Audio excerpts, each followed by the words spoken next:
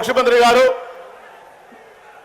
మన రాష్ట్ర ఆంధ్రప్రదేశ్ ముఖ్యమంత్రి వర్యులు పూజ్యులు గౌరవనీయులు మరి వారు ఈరోజు ఉత్తరాంధ్ర ప్రాంతానికి ముఖ్యంగా మన భీమిలి నియోజకవర్గానికి వచ్చి ఎన్నికల సమర శంఖారావం పూరించడానికి వచ్చినందుకు వారికి మనందరి తరపున గట్టిగా ఒక్కసారి మనందరం కూడా కరదలతో ద్వారా స్వాగతం సుస్వాగతం సార్. ఈ ఆంధ్రప్రదేశ్ రాష్ట్రానికి ఈశాన్యంలో ఉన్నటువంటి ఈ ఉత్తరాంధ్ర ప్రాంతంలో మరి మీరు ఇక్కడికి వచ్చి మా అందరినీ కలవటం ఆశీర్వదించటం మా అందరికీ కూడా సంతోషం. మరి వేదిక మీద ఉన్నటువంటి గౌరవ మంత్రులు, గౌరవ శాసనసభ్యులు, శాసన మండలి సభ్యులు, సమన్వయకర్తలు, అలాగే ఇక్కడికి వచ్చినటువంటి అశేష వైఎస్ఆర్సీపీ కుటుంబ సభ్యులు ప్రతి ఒక్కరికి, పాత్రికేయ మిత్రులకి అందరికీ కూడా పేరు పేరున కూడా మరి మా నియోజకవర్గం తరఫున స్వాగతం సుస్వాగతం తెలియజేసుకుంటూ మీ అందరికీ నా విజ్ఞప్తి, సారు మాట్లాడతారు, మాట్లాడిన తర్వాత మళ్ళీ మీ అందరి దగ్గరికి వస్తారు, మీతో కలుస్తారు.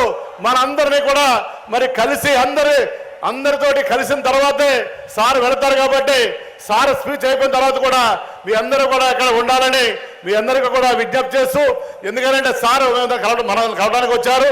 మరి ఇదివరకంటే గవర్నమెంట్ కార్యక్రమాల్లో పాల్గొనే వాళ్ళు ఇవాళ ప్రత్యేకంగా మన పార్టీ కుటుంబ సభ్యుల్ని, పార్టీ కార్యకర్తల్ని, పార్టీ నాయకుల్ని కలిసి కష్ట సుఖాలు తెలుసుకోవడానికి వచ్చారు. కాబట్టి మరి మనందరం కూడా ఈరోజు మన ఎంతో ముఖ్యమైన రోజు.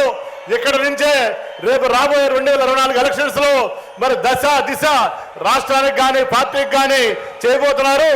చంద్రబాబు నాయుడు గారు కానీ పవన్ కళ్యాణ్ గారు కానీ ఎన్ని కుట్రలు పడినా కూడా అటు తూర్పున సూర్యుడు ఉదయిస్తాడనేది ఎంత నిజమో, రేపు 24లో మళ్ళీ జగన్మోహన్ రెడ్డి గారు ముఖ్యమంత్రి అవుతారన్నది అంతే నిజం, అంతే నిజం.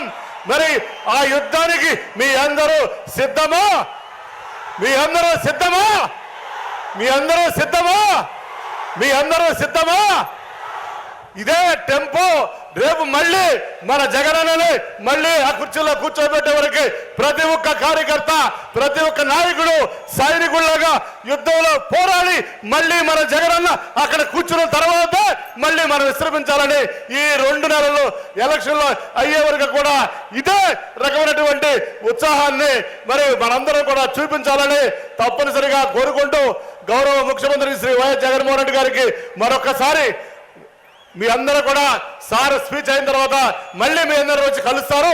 కాబట్టి మనందరం కూడా నాతో సహా అందరం కూడా సార్ స్పీచ్ గురించే, సందేశం గురించే వెయిట్ చేస్తున్నాం. కాబట్టి పెద్దలు, గౌరవనీయులు, దేశంలోనే ఒక అత్యుత్తమైనటువంటి ముఖ్యమంత్రి, దేశంలోనే ఒక నెంబర్ 1 ముఖ్యమంత్రి, పరిపాలన అంటే ఇలా ఉండాలి అని చూపించిన ముఖ్యమంత్రి, నాయకుడు అంటే ఇలా ఉండాలి అని చూపించిన ముఖ్యమంత్రి, ఎవరు ఎన్ని కుట్రలు పడినా కూడా ఒక్కడే వీరుడు ఒక్కడే ఉంటాడు, వీరుడు ఒక్కడే ఉంటాడు, వీరుడు ఒక్కడే ఉంటాడు.